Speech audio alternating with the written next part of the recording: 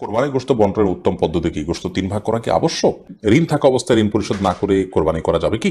মৃতের পক্ষ থেকে কোরবানি করা যাবে এবং সেই গোশত কি নিজেরা খেতে পারবে? শরীকদের কারো পুরো বা অধিকাংশ উপার্জন হারাম হলে কি সবার কোরবানি বাতিল হয়ে যাবে? আল্লাহ যাতে দ্রুত হজে যাওয়ার তৌফিক দান করেন এজন্য কোনো দোয়া আছে কি? চিপসের প্যাকেটে আরবি লেখা থাকলে সে প্যাকেটটা কি করব? এক মেয়েকে আমার পছন্দ হয়েছে, মেয়েটিকে আমি বিবাহ করতে চাই, কিন্তু মেয়েটির নামও সাথী, আমার মায়ের নামও সাথী।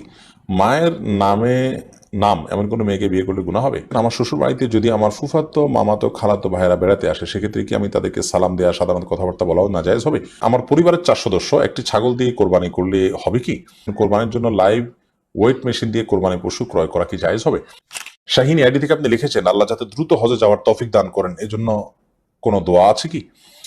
বিশেষ বা সুনির্দিষ্ট দোয়া তো নেই, কিন্তু আপনি আল্লাহ তালার কাছে সাধারণভাবে দোয়া কবুলের সময়গুলোতে করবেন দোয়া, আল্লাহর কাছে চাওয়াগুলোকে পেশ করবেন, চোখের পানি ফেলবেন, নিজে একটু একটু করে পয়সা করে জমাবেন, চেষ্টাটা আপনি করবেন অন্তত যে আল্লাহ রাব্বুল আলামিন যেন আপনাকে তৌফিক দান করেন।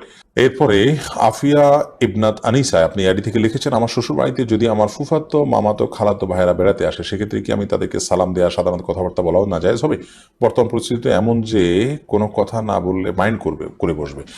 প্রথমত অন্য কারোর দিয়ে খোঁজ খবর নেবেন, যে ভিতরতে কাউকে দিয়ে বলবেন যে আমি সালাম জানিয়েছি, কেমন আছেন জিজ্ঞেস করছেন, এভাবে কথোপকথন করবেন বাচ্চাদের মারফত, অন্যদের মারফত। সেই সুযোগ না থাকলে আপনি তার সাথে স্বাভাবিক কথা বলবেন, কথার ভিতরে কোমলতা সৃষ্টি না করে পর্দার মধ্যে থেকে অকুল না কওলা মারুফ, আল্লাহ বলেছেন মেয়েরা যে কথা বলবে সাধারণ এবং স্বাভাবিক কথা বলবে, এবং কথার ভিতরে কোনো প্রকার কোমলতা সৃষ্টি করবে না, যেমনটি কোরআন নির্দেশ করেছে।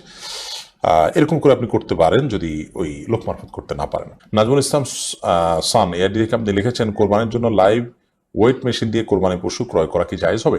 লাইভ ওয়েট মেশিন দিয়ে কোরবানির পশু আপনি কিনতে পারেন এটার ন্যায্যতা নিশ্চিত করার জন্য। গোষ্ঠটা আমার উদ্দেশ্য না, কিন্তু আমি ন্যায্য মূল্য পাচ্ছি কিনা জাস্ট এটা অনুমান করার জন্য আপনি এটা করলেন, তা হতে পারে। কিন্তু আপনি নিছক গোস্তটাই মুখ্য, আমার গোস্ত বাজারে কত, তাইলে আমি এই কোরবানি গরু করবো না ছাগল করবো, আমার লস পড়ছে, দাম বেশি পড়ছে, এরকম উদ্দেশ্য থাকলে সেটা জায়েজ হবে না। জাস্ট আমাকে বিক্রেতা ঠকাচ্ছে কিনা এটি নিশ্চিত হওয়ার জন্য, আমি তো গরু কেনা বেচাতে অভ্যস্ত না, এই জন্য লাইভ ওজন থেকে আমি একটা আইডিয়া করার চেষ্টা করলাম, জাস্ট ন্যায্যতার জন্য। উদ্দেশ্য যদি সেটি হয় জায়েজ আছে। এমনি তার আগে আপনি লিখেছেন, আমার পরিবারের 4 সদস্য একটি ছাগল দিয়ে কোরবানি করলে হবে কি? আপনার 4 সদস্য বলতে আপনার স্ত্রী ছেলে মেয়ে তারা যদি হয়, তাহলে সেক্ষেত্রে আপনার ছোট বাচ্চা কাচ্চা থাকলে তাদের তরফ থেকে আপনি পরিবারের কর্তা হিসাবে, আপনি উপার্জনকারী, আপনার উপরে কোরবানি বর্তায়, সেই হিসাবে আপনি কোরবানি করবেন, এটা ছাগল দিকে যথেষ্ট হবে ইনশাআল্লাহ তাআলা। নবী সাল্লাল্লাহু আলাইহি ওয়াসাল্লাম হাদিসে বলেছেন, প্রত্যেক পরিবারের তরফ থেকে একটি করে কোরবানি বর্তায়। কিন্তু পরিবারে যদি একাধিক সদস্য, তারা তাদের ভিন্ন ভিন্ন ইনকাম থাকে, আলাদা আলাদা সামর্থ্য থাকে, তৌফিক থাকে, তাহলে সেক্ষেত্রে সেটি ভিন্নতর বিষয়। সাকিবুল বখতিয়ার আপনি আইডি থেকে লিখেছেন, চিপসের প্যাকেটে আরবি লেখা থাকলে সে প্যাকেটটা কি করব? আরবি লেখাতে যদি কোরআন হাদিসে কোনো আয়াত না থাকে, তাহলে আপনি অন্য 10টি কাগজের ঠোঙা বা আপনার প্লাস্টিকের ঠোঙা যেভাবে ব্যবহার করেন সে ব্যবহার করতে পারেন, কোনো অসুবিধা নেই। আরবি লেখা থাকলেই যে সেটাকে আপনার বিশেষ সম্মান করতে বাধ্য, ব্যাপারটা সেরকম নয়। আরবি লেখায় খারাপ কিছুও থাকতে পারে আর সাধারণ কিছুও থাকতে পারে, এগুলোর বিধান যা লেখা আছে সেটার উপর ভিত্তি করেই হবে। তবে লেখা জোকা এগুলো অপমানজনকভাবে পায়ের নিচে যেন এবং অপমানজনকভাবে ময়লা ইত্যাদিতে না পড়ে, সেটা জ্ঞানের প্রতি যে আমাদের ভাষার প্রতি, জ্ঞানের প্রতি যে আমাদের শ্রদ্ধা থাকা উচিত, তার অংশ হিসাবে এটি সকল ভাষার ক্ষেত্রেই যথাসম্ভব খেয়াল করা উচিত। রাইদ হাসান লিখেছেন, এক মেয়েকে আমার পছন্দ হয়েছে, মেয়েটিকে আমি বিবাহ করতে চাই, কিন্তু মেয়েটির নামও সাথী, আমার মায়ের নামও সাথী। মায়ের নামে নাম এমন কোনো মেয়েকে বিয়ে করলে গুনাহ হবে? না, মায়ের নামে নাম আছে এরকম মেয়েকে বিয়ে করলে কোনো গুনাহ হবে না, আপনি করতেই পারেন। বাকি তাকে ডাকলে আপনার মা মনে করবে আপনার মাকে ডাকছেন, ব্যাপারটা তো সেরকম না, মাকে তো আপনি নাম ধরে ডাকেন না, কোনো অসুবিধা নেই ইনশাআল্লাহ। এতে আমরা এই ধরনের বিষয়গুলোকে অনেক জটিল করে ফেলি, মোটেও এরকম এগুলো জটিল কোনো বিষয় নয়। আপনি আপনার পরিবারে একটা সন্তানের নাম আছে আব্দুল্লাহ, আর একটা সন্তানের নাম আব্দুল্লাহ, মানুষ রাখতে চায় না, কোনো অসুবিধা নেই। এটা ডাকলে হয়তো কখনো কখনো একটু ধোঁয়াশা তৈরি হবে, হোক, তাতে কি আসে যায়, অনেক কিছুতে ধোঁয়াশা তৈরি হয়, এটাতে আমাদের বড় কোনো ক্ষতি হবে বাট সেরকম নয়। এই জন্য এগুলোতে এগুলোকে খুব বড় কোনো বিষয় হিসেবে দেখার কোনো কারণে, আপনার মায়ের নাম যা, আপনি যে মেয়েকে বিয়ে করতে চাচ্ছেন তার নাম যদি তা হয়, কোনো অসুবিধা নেই, আপনি বিয়ে করতে পারেন। প্রয়োজনে তার একটা ডাক নাম ইউজ করলেন যদি আপনার কাছে ডাকতে খারাপ লাগে। শহীদুল আপনি লিখেছেন, শরীকদের কারো পুরো বা অধিকাংশ উপার্জন হারাম হলে কি সবার কোরবানি বাতিল হয়ে যাবে? হানাফি মাযহাবের উলামায়ে কেরাম এর দৃষ্টিভঙ্গি হলো সবার কোরবানি বাতিল হয়ে যাবে যদি এখানে একটা এহরাকে দম হচ্ছে, একটা পশু জবে হচ্ছে, অথবা একটা পশু জবের আংশিক নিয়ত খারাপ হলে পুরোটাই সেটার আওতাভুক্ত হয়ে যায়। যদিও সৌদি আরবের স্কলার উলামা ইকরাম তারা এক্ষেত্রে ভিন্ন মত পোষণ করেন। তারা বলেন যে না, আল্লাহ বলেছেন ওয়াল্লাহ তাজরু ওয়াজিরাতুন উজরা উখরা, একজনের পাপের বোঝা আরেকজন বহন করবে না।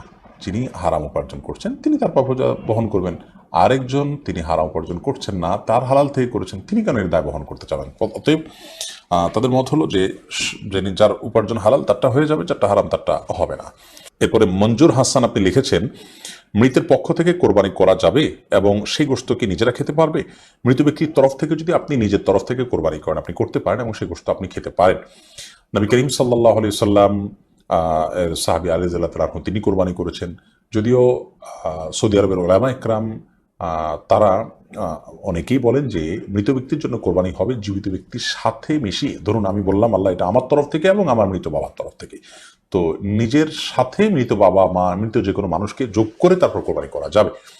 নবী করিম সাল্লাল্লাহু আলাইহি সাল্লাম তার নিজের কোরবানি করেছেন এবং তার পূর্বপুরুষ ইব্রাহিম আলাইহিস সালাম তার তরফ থেকেও কোরবানি করেছেন। তো দুটি মত আছে, যদিও সাহাবা ইকরামের আমল দ্বারা বোঝা যায় যে মৃত ব্যক্তির তরফ থেকে কোরবানি করা যায়।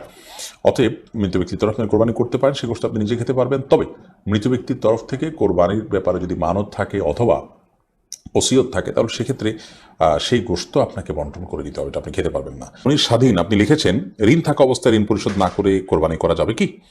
ঋণ থাকা অবস্থায় ঋণ পরিশোধ না করে আপনি কোরবানি করতে পারেন কিনা, এর উত্তর হলো যে আপনার ঋণ দেখতে হবে কি ধরনের। আপনার ঋণটা যদি এরকম হয় যে আপনার প্রাপকের সাথে আপনার একটা চুক্তি আছে, একটা বোঝাপড়া আছে, আপনি তাকে কিস্তিতে আপনার ঋণ পরিশোধ করছেন বা একটা সময় নিয়েছেন, সেই সময় আপনি পরিশোধ করবেন, এরকম সিচুয়েশন থাকলে আপনি ঋণ দিচ্ছেন, আবার আপনি কোরবানি দিচ্ছেন, আবার ঋণ পরিশোধের মতো ব্যবস্থাপনা আপনার আছে, সেদিকে আপনি ধাপে ধাপে আগাচ্ছেন, তাহলে কোনো অসুবিধা নেই।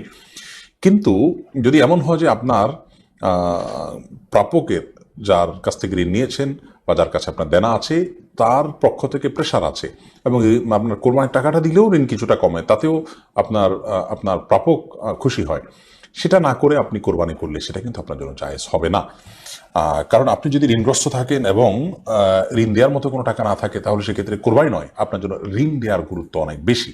আর যেমনটা আগে বলেছি, ঋণ দেওয়ার বিষয়টি যদি একটা সিস্টেমের মধ্যে থাকে, একটা কমিটমেন্টের মধ্যে থাকে, ধরুন 1 বছর সময় নিয়েছেন, সে 1 বছর পর আপনি দিবের ব্যবস্থা আছে, এখন আপনি কোরবানি করছেন, কোনো অসুবিধা নেই, এটি আপনি করতেই পারেন। মুশফিকুর রহমান লিখেছেন, কোরবানির গোশত বন্টনের উত্তম পদ্ধতি কি? গোশত 3 ভাগ করা কি আবশ্যক?